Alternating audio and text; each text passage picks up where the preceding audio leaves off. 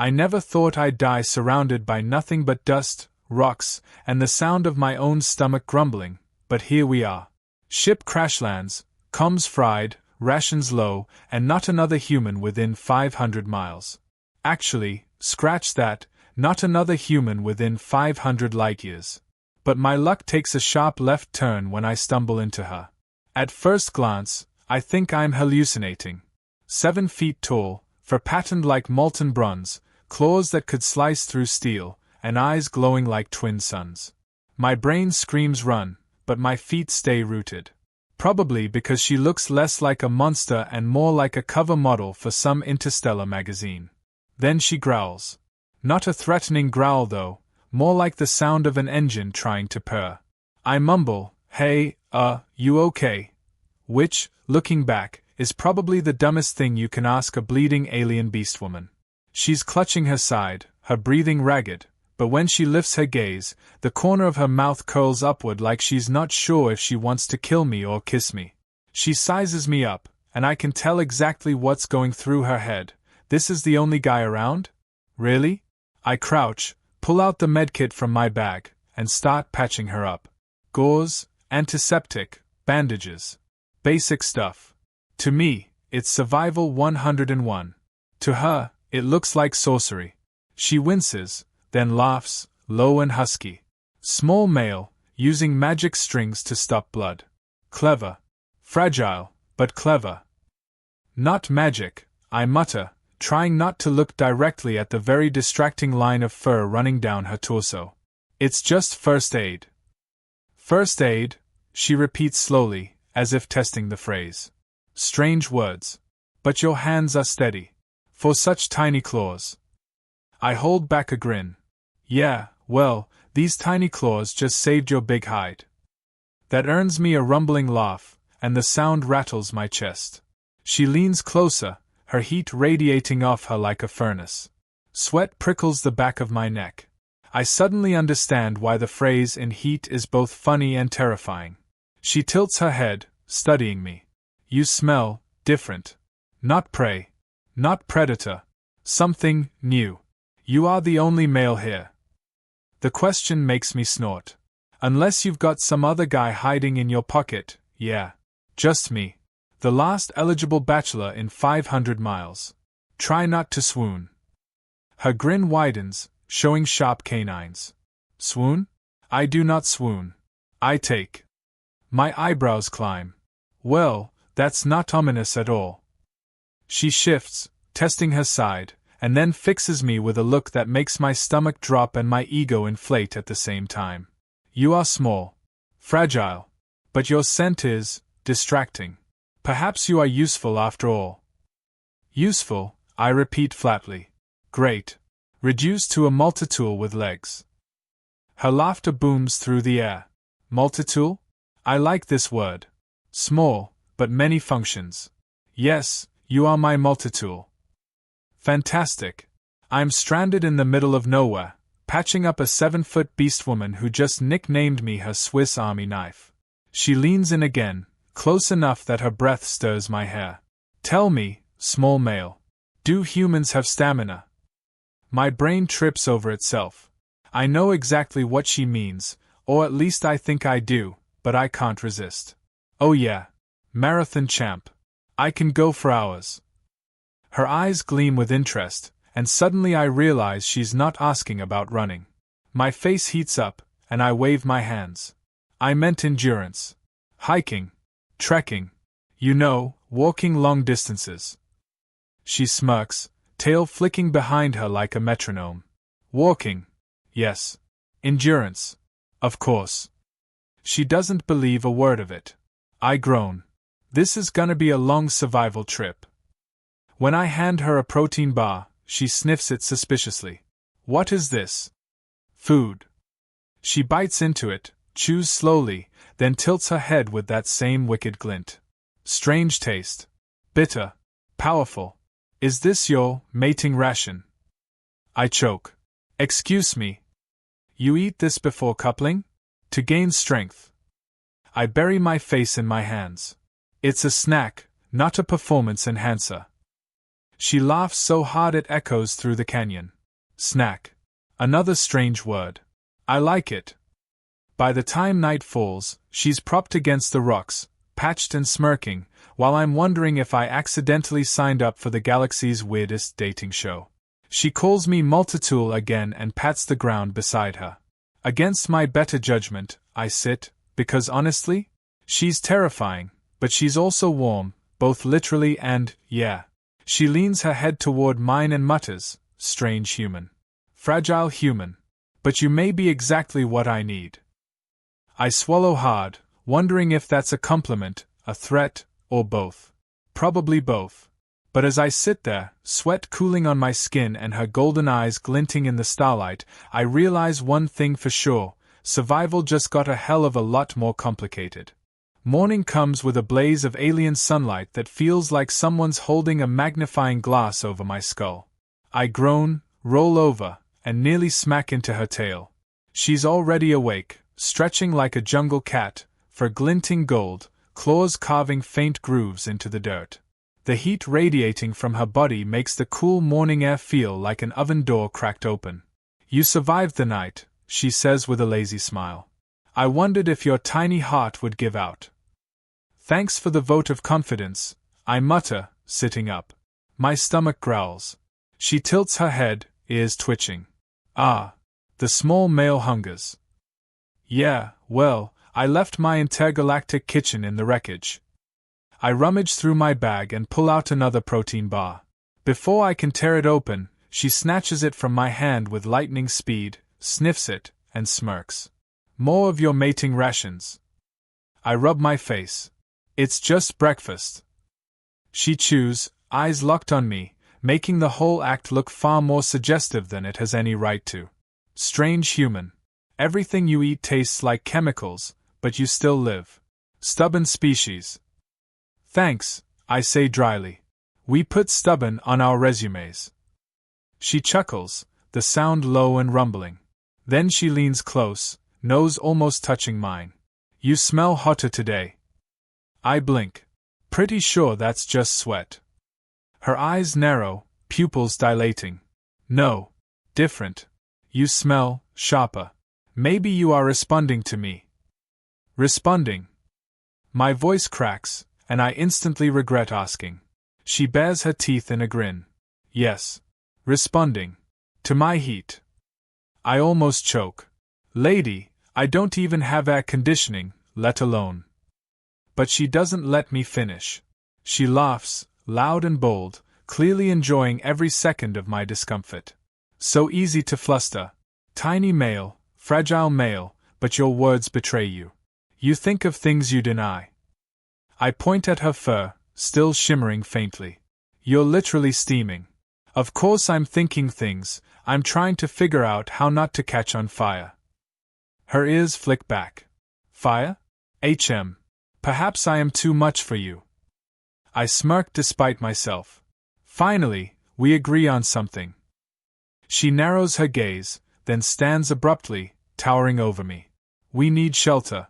Food. Water. You are my multitool, yes? Show me your use. Grumbling, I sling my pack over my shoulder and start walking. She follows, tail swishing, making commentary about my pace. So slow. Your legs are short. Short but reliable, I shoot back. Reliable? Until they break. I grin. Yeah, well, when they do, at least I don't walk on 4 of them like a beast. She stops mid-step, then bursts into laughter, the sound echoing across the rocks. You mock me, little human. Bold. I like bold. We find a stream trickling between jagged rocks. I kneel, pull out the jury-rigged water filter I cobbled together from tubing and cloth, and start cleaning a flask. She crouches beside me, eyes wide. You change water with scraps. Not scraps. Ingenuity. Big difference. She leans close, sniffing the flask like a cat inspecting prey. And this makes water safe. Safer than raw river sludge, yeah. I take a swig, then hand it to her. She sips, lips curling into a slow grin. Not poison. Useful. Glad I passed your test. Her tail brushes against my shoulder, deliberately or not. Tests are not over. We follow the stream, gathering what little we can. At one point I start digging a shallow fire pit. She squats beside me, watching. You make holes? Yes. Full fire. Her grin sharpens. You are skilled with holes. I freeze, spade in hand. You're doing that on purpose now. Her laughter booms again. Perhaps. When the flames finally crackle to life, she stares like she's seeing a miracle. Tiny male, you summon fire. You truly are a strange creature. It's just flint and steel, I say, but the pride in my voice slips through. She watches the sparks, eyes glowing in the light. You make light in darkness. Heat when none is there. Perhaps your size deceives. Perhaps you are more dangerous than you seem. Now you're catching on. Her expression softens for just a breath. Then she smirks again. But still fragile. If I wished, I could crush you. I arch a brow. Yeah, but then who'd keep you in one piece? You need me, remember? Her tail flicks once more, slower this time, almost teasing. Need is not the same as want. The words hang between us, heavier than the smoke curling into the night sky. She stretches out beside the fire, eyes half-lidded, and murmurs, your species. Always running mouths. But you amuse me. Perhaps you will survive longer than I thought. I lie back on the dirt, staring at the alien stars overhead. She's warm, she's terrifying, and every word out of her mouth could be a threat or a come-on. I mutter to myself, yeah, survive. That's the plan. Her ears twitch. What did you say, tiny male? Nothing. She chuckles. You humans hide words. But your scent tells truth. You are curious. You wonder if you could match me. I roll over, glaring at her through the firelight. Lady, the only thing I'm wondering is how the hell I keep ending up the punchline to every intergalactic joke. She smiles slowly, eyes glinting gold. Then laugh with me. It is easier than fear. And damned if I don't. Because maybe she's right. Maybe laughing is the only way to survive her heat, and my own growing curiosity. By the third day, I've learned two things. 1. Surviving with a Beastwoman is like surviving with a hurricane that occasionally flirts with you. 2. She doesn't understand the concept of personal space. Every time I sit, she sits closer. Every time I drink, she watches like it's a performance. When I ask if she has hobbies, she says, breathing, fighting, mating. Real conversation starter. We're walking along a ridge when she suddenly stops, plants her claws in the dirt, and declares, compatibility test. I groan. Compatibility? Like, personality quiz compatibility. She tilts her head. No. Strength. Endurance. Only strong mates survive. Great, I mutter, a galactic dating show with push-ups. She drops a fallen tree trunk in front of me like it weighs nothing. Lift. I stare at it. That's not happening. Try, she insists. I squat, strain, and manage to raise one end off the ground for all of 5 seconds before dropping it. She claps, amused. Weak. But bold. You try, even when failure is certain. Strange human trait. Yeah, we call that stupidity. Her grin widens. I like stupidity. It makes survival interesting. She demonstrates by hefting the whole trunk onto one shoulder. My jaw drops, and she smirks knowingly. Do not be ashamed.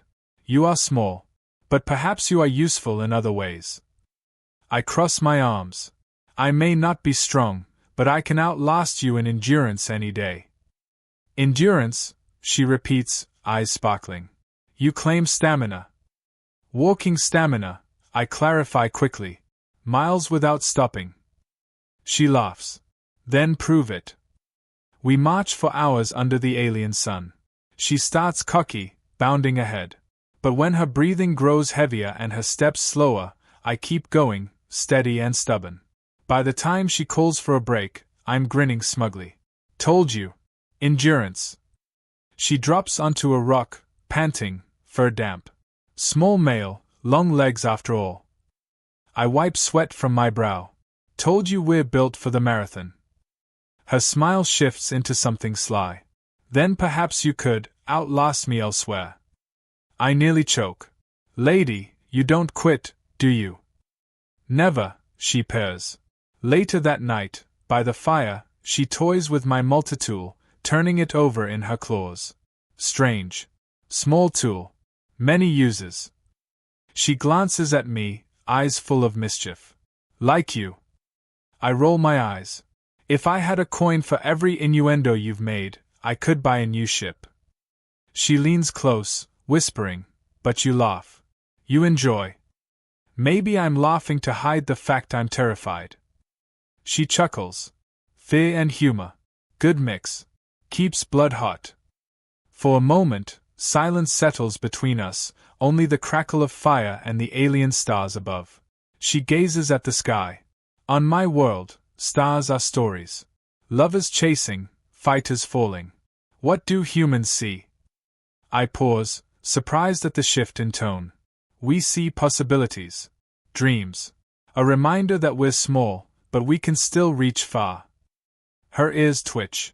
Romantic. Strange. But I like strange. Before I can reply, a screech tears through the air. Shadows move at the edge of the firelight. Predators. Fangs glint, eyes glowing. She rises instantly, claws unsheathed, but I hold her back. Wait. Let me try something. I grab a handful of glowing embers on a stick, wave it, and toss it toward the shadows. The creatures hiss, retreating at the sudden burst of fire. I scatter more sparks until they slink away into the night. She stares at me, astonished. You fight not with strength, but tricks. Not tricks. Strategy. Why wrestle with teeth when you can scare them off? Her lips curve slowly. Dirty fighting. Clever. I approve. I shrug. Humans aren't the strongest. We just survive by thinking sideways. She steps closer, eyes glowing in the firelight. Sideways thinking, and stubborn walking. Perhaps you are more compatible than I believed. Her tail brushes mine as she leans down, her voice softer this time. Fragile. Small. But maybe not weak. I meet her gaze, pulse hammering. And maybe you're not as scary as you pretend to be. She grins, sharp and dangerous, but her eyes soften. Careful, tiny male. Say too many sweet words, and I may start to believe you want me. I smirk. Maybe I do. Maybe I'm just stupid enough. She throws her head back and laughs, the sound echoing through the night, loud and wild. Then she settles beside me, closer than ever, heat seeping into my bones. For the first time since the crash, I don't feel stranded. I feel partnered. By the time another week passes, I've stopped thinking of her as the Beastwoman who might crush me in my sleep and started thinking of her as the Beastwoman who might tease me to death instead. She's relentless. Every comment, every look, every touch of her tail across my shoulder is loaded with meaning. Or double meaning. Or triple, at this point. Honestly, I've lost track. One evening, she stands tall by the fire and declares, "It is time." My stomach drops. Time for what? Because usually when someone says that, it involves either death or taxes. She tilts her head, grin wide. Time to claim. Claim. I echo. That sounds like property law, and I don't think I signed any contracts. She steps closer, eyes gleaming. Among my kind, when a female chooses, she announces before others. No challenges allowed once declared. You are my mate now. My jaw drops. Wait, what? You can't just. There wasn't a proposal, no rings, no dinner date, no. She interrupts with a rumbling laugh. Rings? You humans tie yourselves with metal bands? Ridiculous. I need no band. I need only choice. And I have chosen. I groan, burying my face in my hands. Fantastic. Married without paperwork. My mom would be so proud. But before I can argue further, shapes emerge from the darkness. Other beast creatures, eyes glowing, growls low. They circle the camp, tension sharp. She bares her fangs, tail lashing. They heard my heat. They come to take. The realization slams into me. They want her. And apparently, they have no problem stepping over me to get to her. She crouches, ready to fight, but I put a hand on her arm. Wait. Let me handle this. She blinks, surprised. You? Against them? Not with strength, I mutter, pulling the few scraps of tech I salvaged from my pack. A broken beacon, a cracked battery, some wiring. Pathetic parts, but enough for a trick. I connect them, sparks flickering. The creatures advance. I toss the sparking beacon into the dirt, and it erupts in a flash of smoke and light. The predators yelp, scatter, and vanish into the night. Silence falls. The fire pops. She stares at me with wide eyes. You frighten them with light. Exactly, I say, trying not to let my shaking hands show. Scare them instead of fight them. Humans may not have claws, but we've got plenty of ways to make monsters run. She studies me, slow and deliberate. Then she whispers, almost reverent, strange human. Fragile. Clever. Dangerous in ways unseen. I was right to choose. I exhale hard, dropping onto the ground. Yeah, well, I didn't exactly get a vote, did I? She crouches beside me, her face close enough for me to see the faint flecks of gold in her eyes. Do you truly object? I open my mouth to argue, but nothing comes out. Because the truth is, somewhere between the banter, the teasing, and the near-death encounters, I stopped wanting to leave. I sigh. Object? No. I just didn't expect my survival plan to include interspecies marriage. Her grin is slow, dangerous, but soft at the edges. Unexpected things keep life burning. The firelight flickers, catching on her fur, her smile, the sharp line of her fangs. And for once, I don't feel like prey. I feel chosen. Later, as we settle against the rocks, she sprawls beside me with a satisfied rumble. You hide behind jokes, little human. But your courage is real. I see it. I snort. Yeah, well, if I didn't joke, I'd probably cry. She nudges me with her shoulder. Then keep joking. I prefer laughter to tears. I glance at her, at the way her eyes soften when she looks at me. You know, you're not as scary as you think. Her tail flicks across my leg. And you are not as weak as you think. The air grows quieter, the heat from her body sinking into mine. For the first time, the silence isn't awkward. It's comfortable. I find myself saying, softly, maybe we're not so incompatible after all. She smiles, slow and genuine. Perhaps not.